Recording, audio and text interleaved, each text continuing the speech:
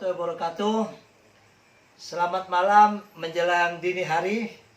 Terima kasih kepada Pak Muhardi yang telah memimpin lajunya acara webinar memperingati HUT atau Dirgahayu atau Milad TNI yang ke-76.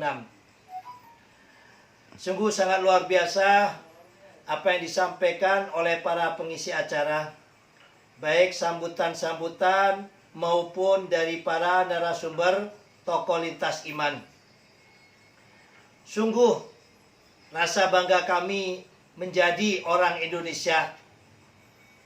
Kami berbeda baik suku ataupun agama, tetapi kami cukup enjoy, cukup rileks, cukup bersaudara, bersatu, bersaudara di dalam perbedaan. Inilah Indonesia kita. Inilah Bhinneka Tunggal Ika. Kalian-kalian semua yang terhormat panjenenganipun para narasumber dan juga para pengisi acara serta peserta webinar di webinar Agama Cinta ini merupakan Garuda Sakti yang tegak kokoh di pita Bhinneka Tunggal Ika. Perbedaan kita bukan menjadikan kita saling bermusuhan, bukan saling mencurigai, tetapi di dalam perbedaan ini kita saling melengkapi, kita saling mengisi, dan kita saling silaturahmi. Terima kasih Founding Father Indonesia yang telah menjadikan Indonesia meskipun di dalam keanekaragaman tapi bisa satu dalam bendera merah putih, tapi bisa satu di Ibu Pertiwi kita ini. Akan tetapi harapan ini sungguh menjadi suatu bentuk kegelisahan dengan maraknya di dunia media sosial yang ada. Masalah sedikit saja sudah dibesar-besarkan. Contoh soal seperti gue sampaikan tadi.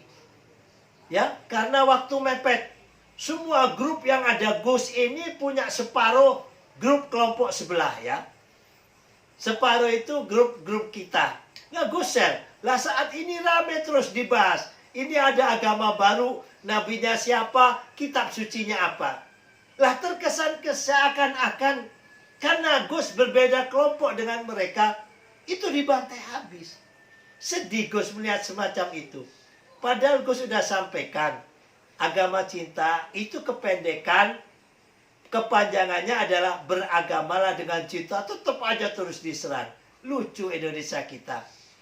Sama halnya, kita punya mantan panglima loh. Bukan mantan RT ya. Ini kok sukanya setiap tahun mendalur ulang. Daripada, maaf, ya istilahnya tentang kasus PKI ataupun hal-hal yang berkaitan bisa menjadikan disintegrasi bangsa.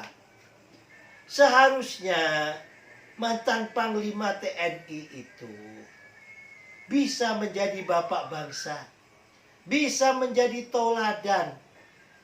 Maaf, ini di agama cinta kami bukan menyindir, tetapi ini realita yang sangat kita sayangkan. Ada patung yang dipindahkan ataupun dipindah dari tempatnya semula. Ini sudah diramaikan tanpa adanya istilah santri yaitu tabayun. Nah ini kan mantan panglima. Meskipun sudah mantan, Gus yakinlah. Kayak Gus alumni Gontor ya. Alumni Tebu Ireng ya. Dan juga alumni Darul Ulum Jombang. Kalau ada masalah di Gontor ataupun masalah di Darul Ulum atau Tebu Ireng, Gus kan bisa tanya ini ke teman-teman alumni yang ataupun yang masih jadi guru di sana. Bukannya terus dihantam di media massa bahwasanya TNI sudah disusupi PKI. Yang nyampein Pak RT, ya kan? RT-nya Pak Badri atau RT-nya Pak Muhardi itu. Mungkin dianggap angin sama orang. Ini kan mantan Panglima. Janganlah apa yang disampaikan ini menjadikan suatu bentuk kegelisahan buat anak bangsa ini. Hendaklah tokoh-tokoh publik ini fakir qabla yatakallam. Hendaklah berpikir sebelum berbicara. Karena pemimpin ini seperti jam bandul. Ya, ini umpamanya jam bandul. Yang di atas ini kita goyang sedikit aja, yang di bawah apa? Goyangnya kan kencang. Jangan dianggap yang di bawah ini pikirannya sama dengan orang atas. Pola pandangnya, pola pikirnya berbeda. Banyak yang awam, banyak yang tidak berpendidikan tinggi. Sehingga harapan Gus ke depan ini bagaimana para publik figur ini di dalam menyampaikan ucapan itu jangan multitafsir. Ini kan bahaya. TNI sudah disusupi PKI. Lah, ini kalau bagi orang yang seperti Pak Badri, seperti Pak Martin, seperti Pak Muhardi ataupun narasumber yang lainnya, akan dipikir apa maksudnya. Lah, tapi bagi orang awam, ini ditelan mentah-mentah. Wah, TNI kita sudah kesusupan PKI ini. Gara-gara presidennya ini. Wah, presidennya PKI ini ya sudah digoreng yang enggak. Jangan demikianlah. TNI ini seperti kata narasumber tadi adalah pintu palang terdepan, benteng depan ya, dan juga benteng terakhir buat bangsa dan negara ini.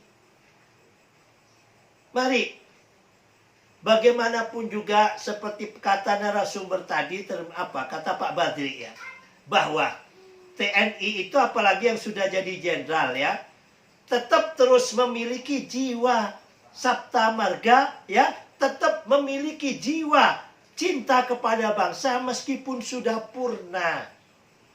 Kalau pengen jadi pemimpin, monggo. Negara ini negara demokrasi. Jangan jadi parlemen jalanan ya. Seperti anak-anak mahasiswa yang baru belajar, itu jadi parlemen jalanan. Tapi begitu lulus, mereka akan mencari jalan hidup. Nah ini mantan Panglima, kok jadi parlemen jalanan? Buatlah partai, ya. Kalau butuh tenaga, ataupun butuh pengurus-pengurus, ya, bilang ke Gus. Gus akan carikan di Agama Cinta ini. Mungkin ada yang mau. Daripada jadi parlemen jalanan, hantam sana, hantam sini. Panjenenganipun itu jenderal, Pak. Ya, ayo sama-sama kita jaga bangsa dan negara ini. Nah, ini kebetulan di hari ulang tahunnya TNI. Ayo, jangan ganggu TNI kita yang masih aktif ini, ya, dengan narasi-narasi yang menimbulkan suatu bentuk perpecahan, dengan narasi-narasi yang multitafsir. Indonesia ini rumah kita bersama, ya. Apalagi bapakku yang terhormat ini adalah mantan panglimanya TNI. Monggo, terus handerbeni terhadap bangsa dan negara ini. Ya, jangan ganggu TNI kita yang masih aktif agar mereka tetap berjuang menjaga NKRI ini dengan keikhlasan. Jangan diberi narasi-narasi yang negatif, narasi-narasi yang provokatif, sehingga di intern TNI nanti akan terpecah. Ingat, TNI adalah palang depan dan palang akhir. Benteng depan dan benteng akhir. Harapan kita, monggo, melalui acara webinar memperingati HUT TNI ini adalah benar-benar senjata kekuatan bangsa dan negara ini.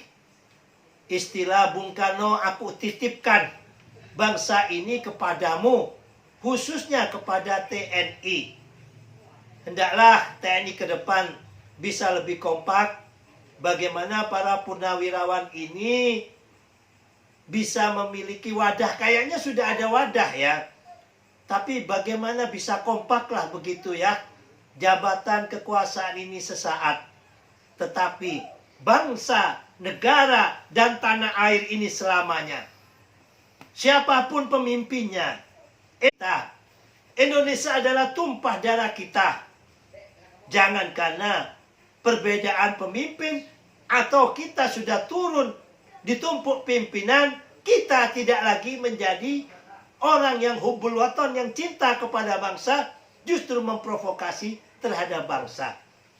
Gus saja umur 52 tahun ini, ya, mulai di HMI berjuang, berdagang sebentar kebakaran, habis itu berjuang ngajarin anak-anak ngaji, ya kan?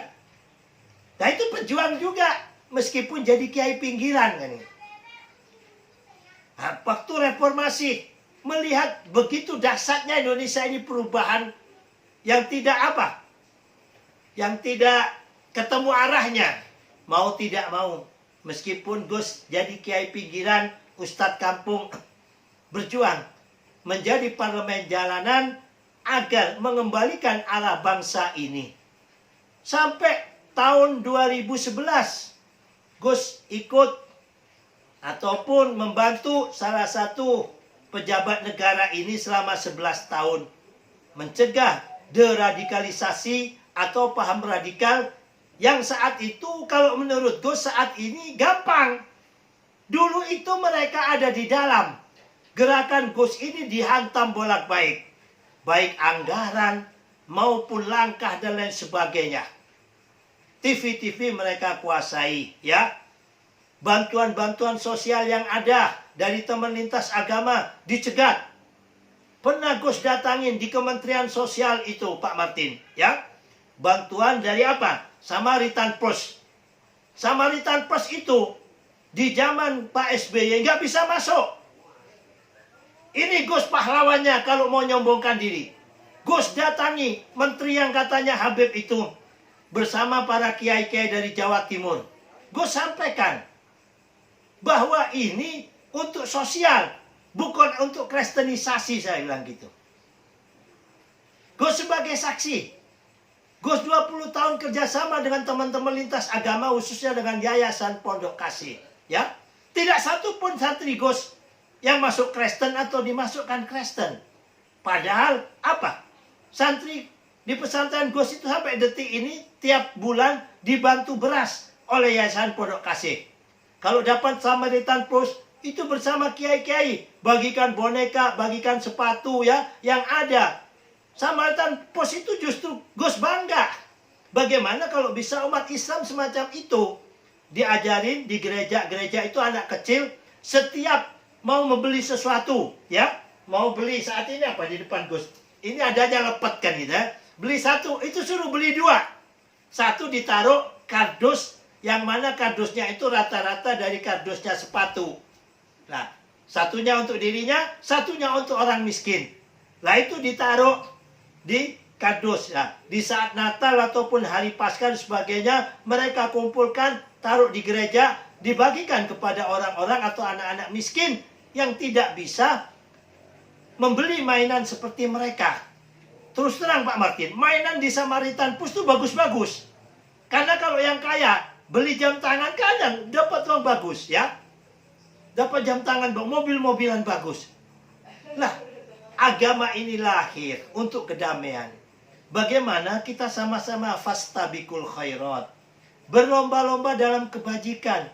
Bukan iri, bukan syirik, bukan benci. Kalau nggak ada cinta, yang ada benci. Kebaikan seseorang, kebaikan agama lain, itu dicibirin, bahkan dicurigain. Kalau kita memiliki hati cinta, oh Samaritan Plus tuh dari teman-teman Protestan. Orang Protestan bisa melakukan semacam itu. Bagaimana kita himpun saudara kita yang Islam bisa berinfak sodako semacam Samaritan Plus. Di musola-musola, di masjid-masjid diajarkan anak kecil kalau belanja, satu untuk dirinya, satu untuk orang miskin. Bukannya terus dihantam, kristenisasi lah dan sebagainya. Inilah perjuangan panjang kita ya di dalam membangun persaudaraan lintas iman. Gus berjuang di lintas agama ini bukan hanya di agama cinta. Ya, di agama cinta ini terus terang, satu karena memang ada pandemi, dan kedua ya Gus tidak punya uang banyak untuk ngumpul ngundang Pak Martin di darat gitu kan. Kalau di daratnya di warteg ngundang Pak Muhardi ya kan, kopinya 3.000 Pak Muhardi. Kalau di Hotel Sahid 30.000. Tapi kalau seperti diundang Pak Roy Martin ya di Hotel Bintang 5, 60.000 kopinya. Dari mana kan gitu. Alhamdulillah, dengan adanya pandemi ini kita ambil hikmahnya, bagaimana ilmu yang hampir 20 tahun Gus miliki di dalam membangun persaudaraan, Gus lampiaskan, Gus aplikasikan melalui virtual Zoom ini. Terus terang, Gus tidak punya ambisi apa-apa. Ya, kalau punya ambisi sudah dari dulu. Ya, Gus jelek-jelek begini, temannya yang katanya tokoh-tokoh sekarang ini ya, Habib Lutfi, meskipun sekarang jadi Wapres, dulu itu roncang-rancing sama Gus kan gitu. Justru Gus sering mencarikan apa? Membesarkan daripada Jatman yang waktu itu masih kecil, jenderal-jenderal. Termasuk sekjen PKB, sekjennya PBNU, itu adik kelasnya Gus diundang ya. Ustadz Jenny Faisal itu ya. Ke adik kelas 2 tahun. Ya, dinikmatin aja. Gus jadi apa? Koordinatornya agama cinta. Gus anggap indah. Ya, Ustadz Helmi jadi sekjennya PBNU. Ya, semuanya itu kan karena syukur.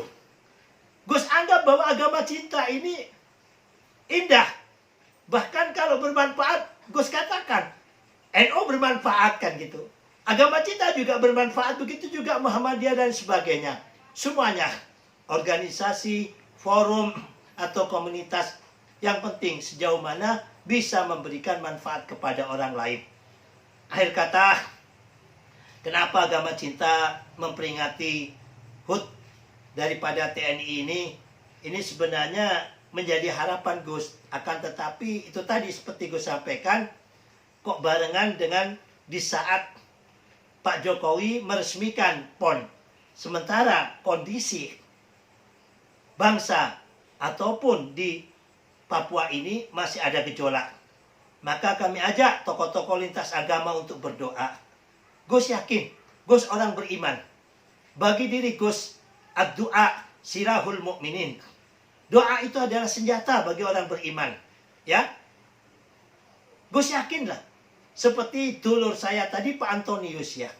Kalau nggak yakin dengan agama Katolik, nggak mungkin berdoa model semacam itu. Betul nggak Pak Antonius? Ya kan? Ada juga dulur saya yang saya suka lihat Twitternya dan sebagainya. Wah, itu cocok ini. Suka menyerukan perdamaian ya. Penyuluh, Ketua Umum Penyuluh Agama Hindu ini Pak Wayan ya. Senang Gus tuh melihat orang-orang tokoh agama semacam itu menyampaikan pesan-pesan perdamaian. Yang disampaikan dengan bahasa yang Gus gak ngerti. Apabila Pak Wayan tidak meyakini dengan agama Hindu, tidak akan berdoa semacam itu kan gitu. Begitu juga Romo Asun, dulurku sing luar biasa. Sesibuk apapun kalau Gus bel, Pak tolong diisi. Oh siap Gus, ini luar biasa. Ya, semuanya itu karena keyakinan. Maka dari itu janganlah kita masuk di wilayah keyakinan orang lain. Di agama cinta ini tidak akan pernah membicarakan tentang teologi. Ya, bagi Gus, Tuhan itu adalah Allah. Dan Gus tidak paksakan ya. Kepada Pak Antonius, Tuhannya menyebut apa, ya itu karena keyakinannya. Dan kalau tidak yakin, Gus tidak akan meyakini Allah. Subuh-subuh dingin-dingin ya kan, tidak akan ambil wudhu, sholat. Begitu juga Pak Antonius ya kan. Di saat sibuk-sibuknya hari Minggu, yang lainnya jalan-jalan, Pak Antonius ke gereja. Begitu juga Pak Martin. Kenapa? Karena yakin. Ayo, melalui silaturahmi semacam ini, biar kita saling kenal. Ya, oh, dungone wong Hindu kayak ngono to. Oh, dungone wong Buddha kayak ngono. Dungone wong Katolik, Kristen. Ya, gue sering bikin acara ya bersama-sama lintas agama nikah massal. Seneng Gus melihat nikah cara Konghucu, dong dong dong dong dong dong dong dong gitu. Cara Islam, cara anu ya. Ini semuanya harus kita kenalkan. Mari kepada semua komunitas agama cinta ya, jangan pernah bosan untuk mencintai Indonesia yang berbeda ini. Dengan sering silaturahmi, maka kita sering kenal. Dari kenal, maka kita bisa saling sayang, saling memahami, dan saling mengerti. Terima kasih dari kami. Terima kasih kepada Pak Ali Badri, ya, selaku apa? Inisiator daripada kegiatan HUT TNI ini. Dan juga kepada Pak Suhadi, kepada Pak Sylvester ya, yang mendukung kegiatan acara ini. Tapi meskipun masih janji, mudah-mudahan janjinya ditepatin ya. Yang janjinya sudah diwujudkan Pak Badri. Terima kasih kepada narasumber semuanya. Tidak ada kata yang patut kami sampaikan kecuali salam takdim, salam hormat, salam bangga kami kepada para narasumber semuanya, dan juga kepada moderator yang tidak pernah bosan, tidak pernah lelah untuk kita saling silaturahmi. Inilah yang bisa kita berikan untuk bangsa dan negara kita. Toladan yang baik agar generasi kita kelak ke depan bisa menjadikan perbedaan ini merupakan suatu berkat, merupakan suatu bentuk kekuatan yang bisa kita jadikan aset bangsa ini di dalam mewujudkan kebinekaan, bahkan menjadi toladan bagi seluruh dunia-dunia yang ada. Demikian dari kami, tak ada gading yang tak retak, tidak ada manusia yang tidak punya salah dan hilaf. Kalau ada kebenarannya semata-mata dari Allah Tuhan Yang Maha Esa, apabila ada kehilafannya dari kami sendiri selaku hamba Allah yang dhaif. Kalau ada sumur di ladang, bolehlah Pak Badri dan narasumber semuanya kita menumpang mandi. Kalau ada umur yang panjang, bolehlah kita ketemu lagi di edisi ke 49 atau 50 Mas Rul ya, di Agama Cinta pada edisi yang selanjutnya. Jangan pernah bosan untuk berjuang ya. Kebaikan jangan pernah dihitung. Kalau perlu sampai 4.000, 5.000 sampai kita meninggal, Agama Cinta ini masih tetap terus ada yang meneruskan. Jangan pernah berharap kecuali kepada Allah ya. Kita tidak punya tujuan apa-apa di Agama Cinta ini kecuali mewujudkan Bhinneka Tunggal Ika. Terima kasih, waktu kami kembalikan ke Pak Muhadi. Salam damai Agama Cinta. Assalamualaikum warahmatullahi wabarakatuh.